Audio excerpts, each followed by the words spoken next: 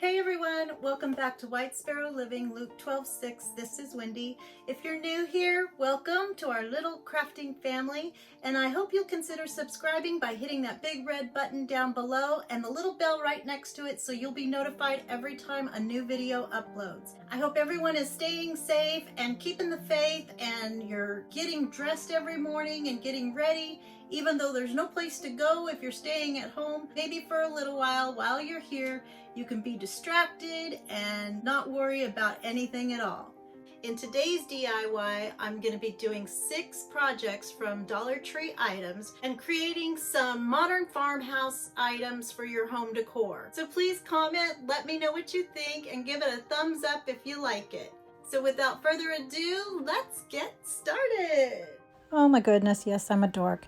Okay, so for our first project, we're going to start with a plastic garden dish, and you find these at Dollar Tree in the garden section. And then some moss, we'll be using some of the green moss and the brown moss.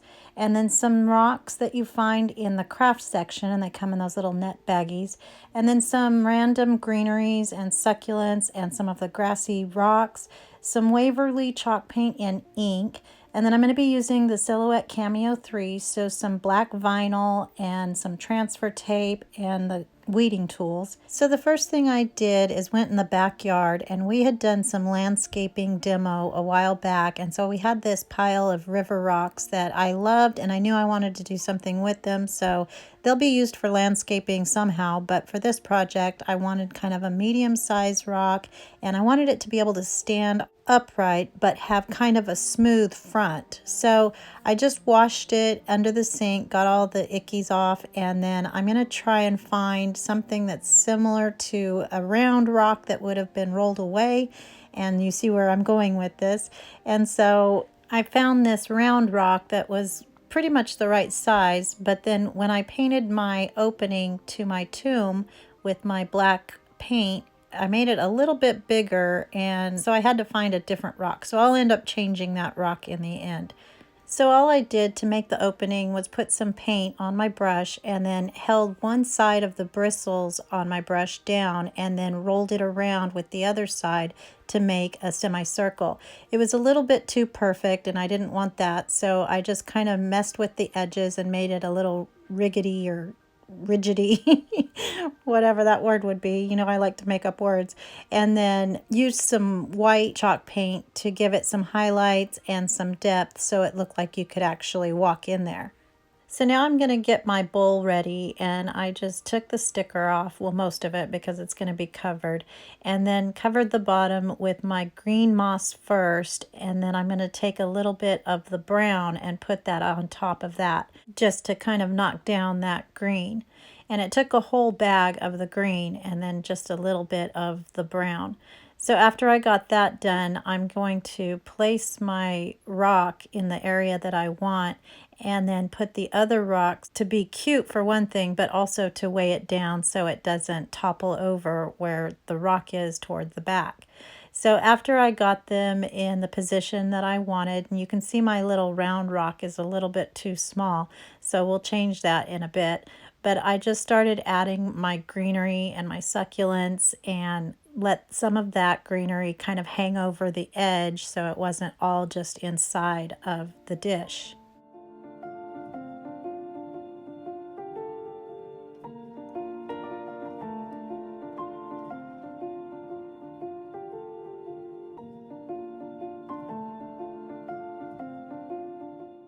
So now that everything's in place, I'm going to take my rock and measure how big I need to make my words. I'm going to write "the tomb was empty." I'm not going to write it. I'm going to cut it out and place it on there with my Silhouette Cameo 3. And I was really excited about this because I was planning on doing this already, and then I had gotten a comment from a sweet viewer, Michelle York, I believe it was, who told me that in order to get the words to stick to something that's pretty porous and rigidity again, I don't know where that word came from, but she said to use either a blow dryer or a heat gun. So I thought this was the perfect project, and I told her I was going to be using that the very next video. So this is it. And so it totally worked, and I was really excited. You kind of have to get used to how much heat to put on there and so forth, but it was really helpful for this DIY. So anyway, for this project, I used two different fonts. For the top part that says The Tomb, I used the Skinny, and then for the bottom part, I used Austine Demo, and I'll have that linked in the description box below, but I got both of those from defont.com. And so I just took off my vinyl, and you have to be kind of slow with words that are very small like this and intricate, but I pulled it off and then I weeded in between all of the little letters, and I use a needle instead of my weeding tool because when they're this small, it's a lot easier to get the point of the needle into those little areas. And so then I'm just going to take my transfer tape that I get from Dollar Tree, and it's actually shelf paper in the shelf paper aisle. And so I cut a piece of that off and put it on top of my words, and then just pulled off the backing tape very slowly. And you just want to fold that backing paper back onto the surface where you're pulling it off so that you're kind of pushing the letters down and pulling the tape off at the same time. And then I'm going to apply it to the top part of my rock and then use my squeegee to get it on there as well as I can. And then because it is so porous, it's not going to stick very well. And so that's where the heat gun comes in, and I started heating it up. And as I was heating it, it kind of just sucked up to the surface of the rock. It was really pretty cool, but it can get too hot. So it has a tendency, if you leave it there too long, to actually melt the vinyl. So you have to be careful and just kind of get used to how much heat to give it. And then once you get the transfer tape completely off, I went over it again with some more heat just to make sure it was completely secure to the rock.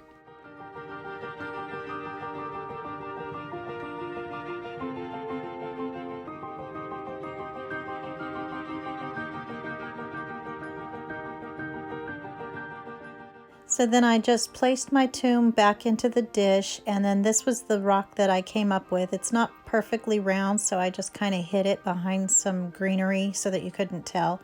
And here's how it turned out. I love how it looks. I think it's so pretty.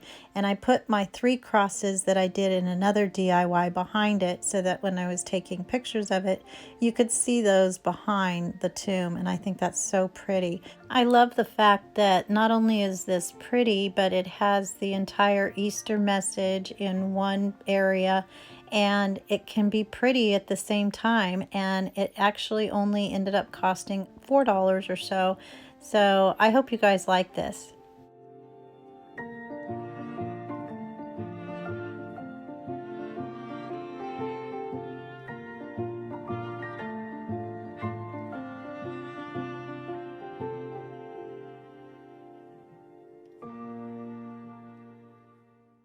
For our next project, I'm going to be using 3 of these feather dishes. I think they're like jewelry holders or something, so 3 of those.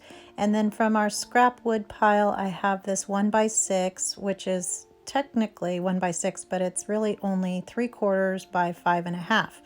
And then some Waverly wax in antique, some grosgrain white ribbon, and then some jute twine, a sanding block, and then my glue gun and some E6000. And so the first thing I did was just start sanding it with my sanding block just to get a smooth surface. This is actually going to be the back, and there was a staple with the tag on the side, so I just pulled that out as well. And then I just painted the entire front of the board with my Waverly wax and just used a regular paintbrush to get that on there. And I didn't even paint the sides because we're going to cover that with the ribbon. So once I got it all on there, then I just took a paper towel and wiped off the excess, and that really made the wood grain show, and it was just so pretty. So then I'm going to take that grosgrain ribbon, and just using my hot glue, I glued it all the way around and made sure that the seam was going to be at the bottom so that it wouldn't show.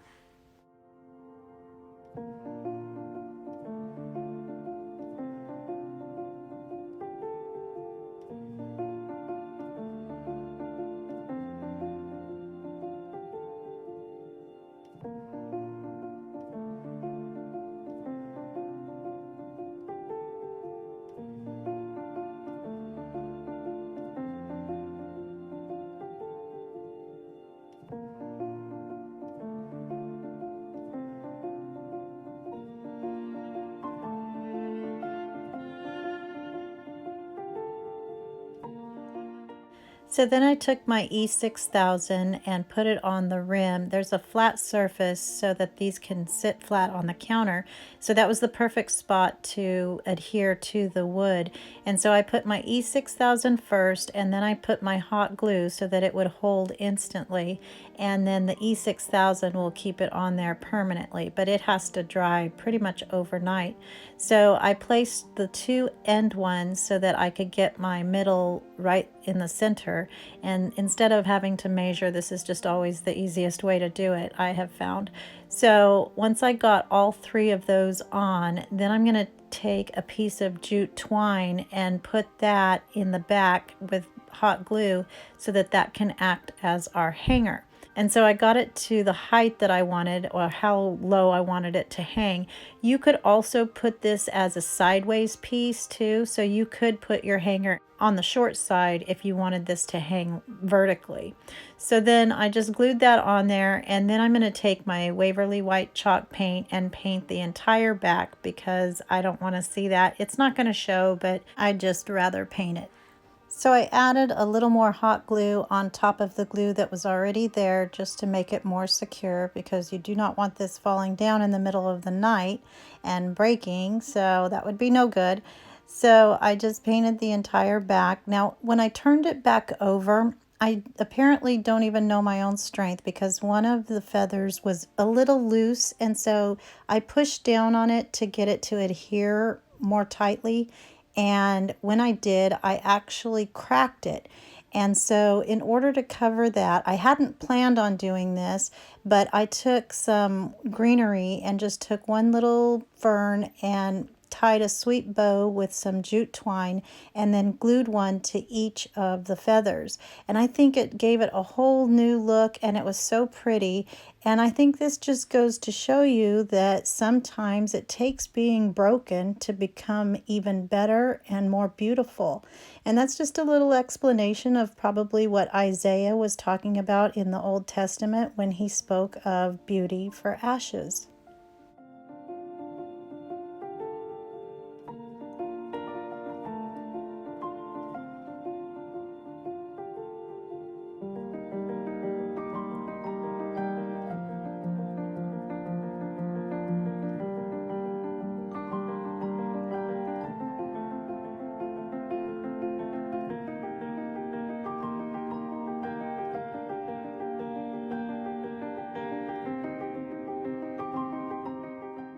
And here it is all finished, and so for a total of $3 plus a piece of scrap wood, I think it turned out super cute, super sweet, and it was super simple to make.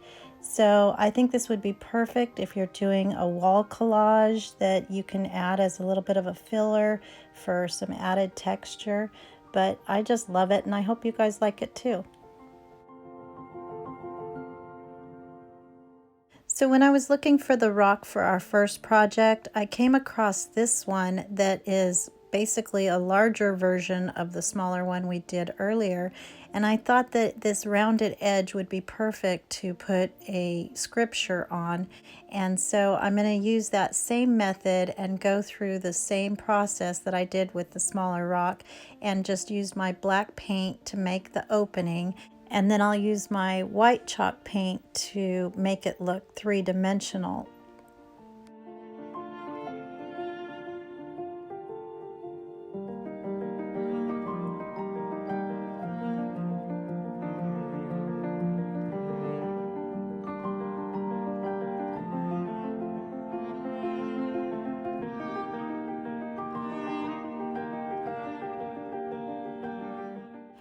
I decided to use a smaller rock so it didn't cover up as much of the opening as the larger one, but I wish you could see this in real life, because that opening, it's not my great painting skills by any means, but it looks like you can walk right into that tomb. So anyway, I'm going to use my cameo and cut out the scripture, and I'm using Mark 16:6b. And I'm going to put that on the small rock, but the scripture itself says, "He is risen, he is not here, see the place where they laid him." And so I put that all across the top part of the rock, and then mark 16 6b, and b just means it's the second part of that verse. So if it was the first part of the verse and you don't use the whole verse, you would put 6a, but in this case we're using the second part, so it's 6b.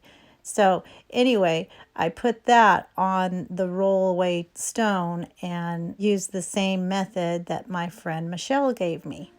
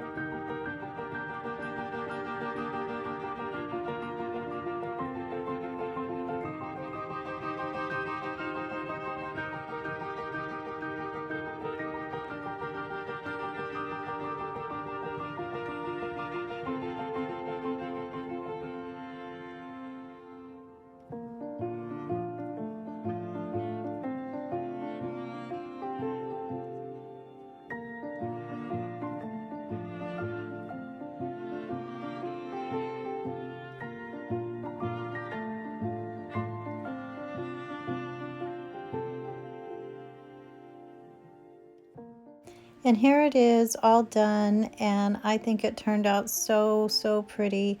I think a lot of it has to do with the color of the rock, first of all, and how it's got the muted whites and off-whites and beiges, and those are all of my favorite colors, or non-colors. But the message itself, of course, that can't be ugly no matter what color you put it on. So I hope you guys like this.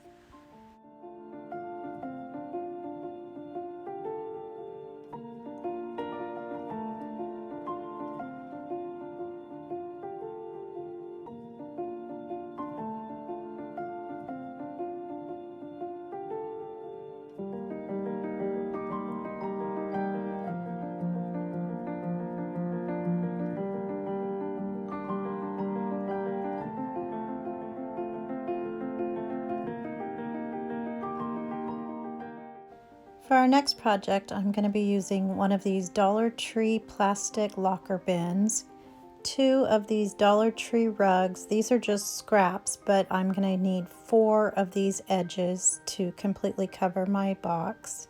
And then my glue gun and scissors. And then if you have some white paint, that would be best.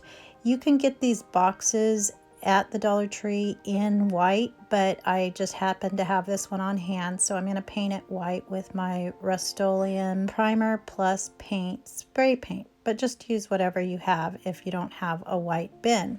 I'm going to be covering the sides with the rug, but I don't want any of the orange to show, so I made sure to give it a pretty good coverage, especially around the handle area and the rim of the bin, and then down at the bottom as well. So the first thing I did was cut off the edges of my rug, and then I'm going to use my adhesive for fabric that I get from Walmart, and I'm going to take that top ledge where the little fringes are, and I'm going to fold those down so that they'll be going in the opposite direction. So that'll be at the top right under the little lip of the bin, and they'll be hanging down on top of the fabric.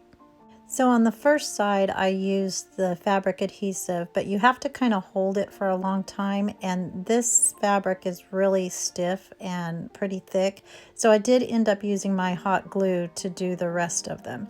So then I just measured the sides of my bucket and took a Sharpie and traced it out so that I could cover the side because they taper in toward the bottom. And then for the corners, I'm going to take a small piece and glue that at each corner. And I should have done that first, but I didn't think of it until afterwards. So that's what these tests are for. So do as I say and not as I do. So I just put those in there and then cut off the extras and then did that all the way around. And then at the bottom, I'm going to pull apart the horizontal threads so that it gives it kind of a fringed look at the bottom.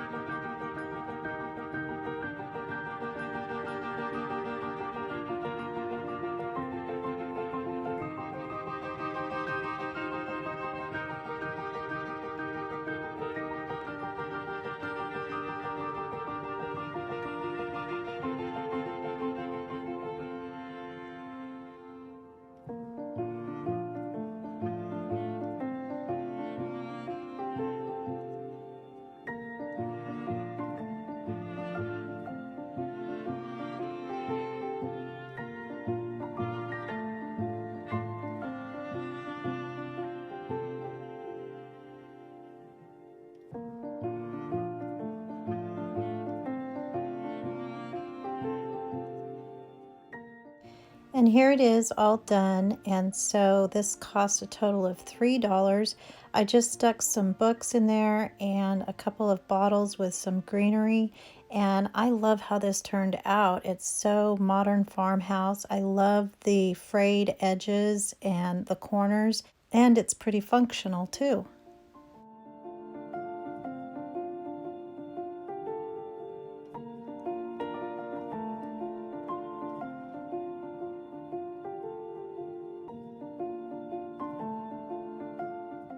For our next project, I'm going to be using these square wooden boxes, and these came out of larger cubes. These were the drawer parts, and all I'm going to do on this is stack them so that they are 3 at the bottom and then 1 at the top in the corner. And so it's kind of a puzzle, but I put the bottom one upside down and then the 2 side ones right side up so that the opening was at the top. And then the very top one is also supposed to be with the opening at the top, but I have it upside down, and I'll figure it out in just a second. But I'm going to paint all of the left sides with white and then all of the right sides with my antique wax. And so when you look at it from one direction, you'll just see the white, and then from the other direction, it'll be the wood stain or antique wax. So I just went through and marked which one was supposed to be which really didn't help me at all because I still got confused and had a hard time putting it back together. But you'll see what I mean once you see it all built. But one of the reasons why I was getting confused is because I want those cutouts to be facing inward toward that base block so that you don't see the cutout itself. And then for the block that's on the very top, since there's nothing to put it against, I was going to cover it with some paper to hide the cutout, but once I put my greenery in it, you don't even see it.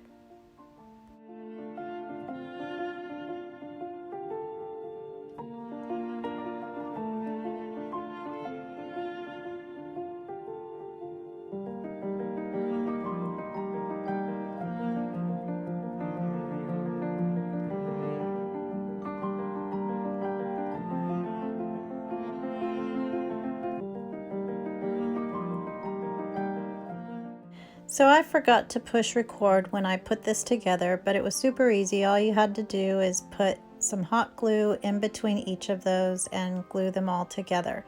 And so then I just took my white and my antique and did the edges for each of the boxes. And since I didn't plan on putting any moss inside, I painted the insides of the boxes with the corresponding colors. And then I just took some greenery and popped it in there, and it was done.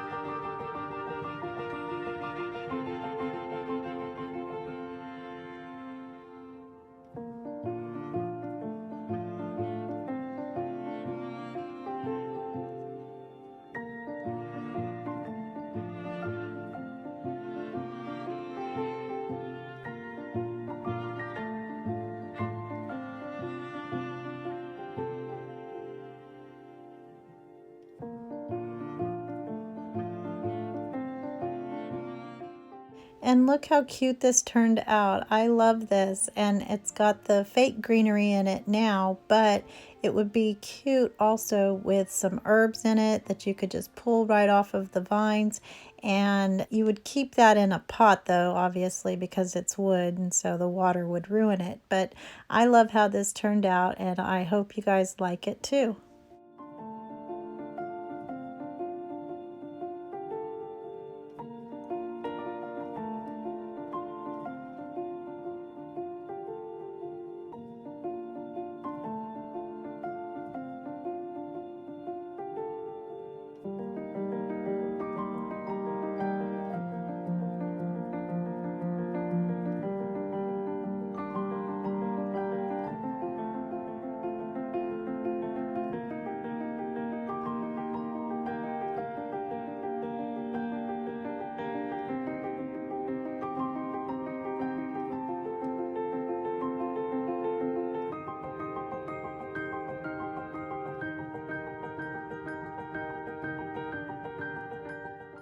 For our final project, we're going to be using 2 of these cylinder glass vases, and these come in 7.5 inches and 9 inches. They don't always have them at the same time, but every now and then they do.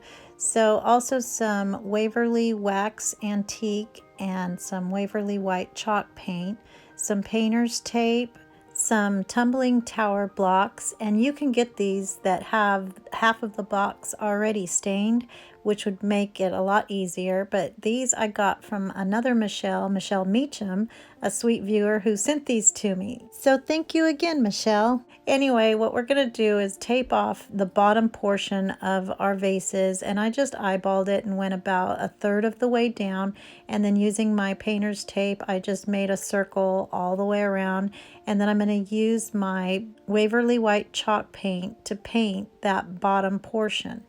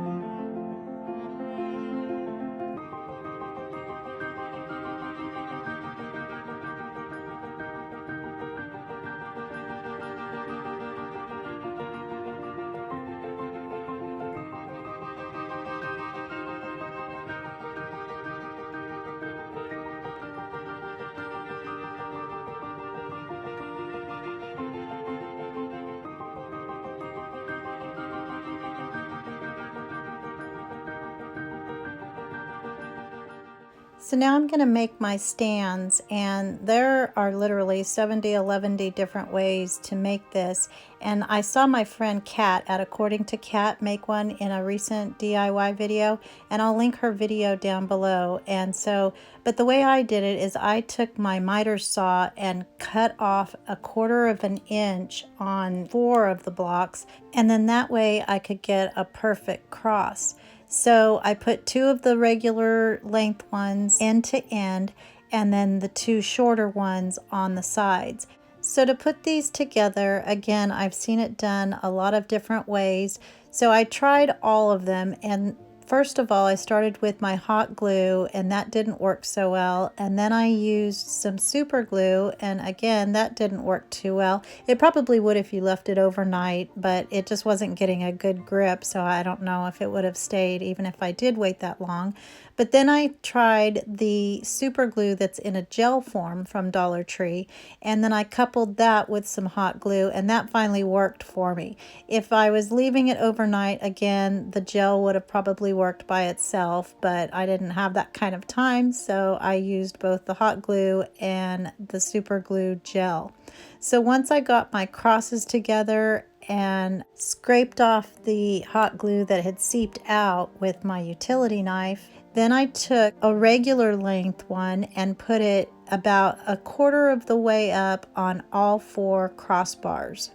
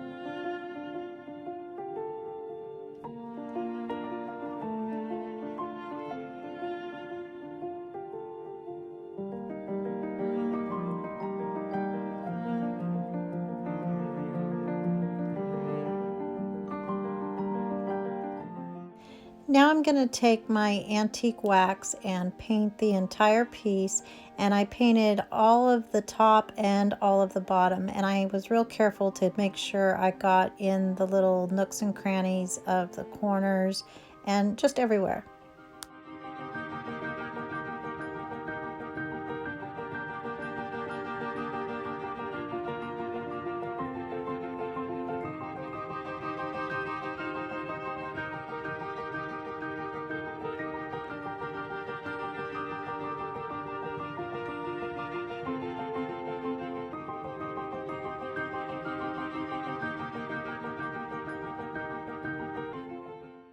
So here's how they turned out. I was going to leave them empty, but I happened to have these in a couple of sconces that I had, and they were the exact same circumference, so they fit right in there. But you could totally DIY this yourself and just use some burlap and some floral foam and fit it to the inside and let it kind of set up there. And there's some jute twine wrapped around it as well. So I love how they turned out. I love that dark wood against the white, and again, super modern farmhouse, and really a pretty display, I think. And so I'm going to show you what everything looks like all together in just a second.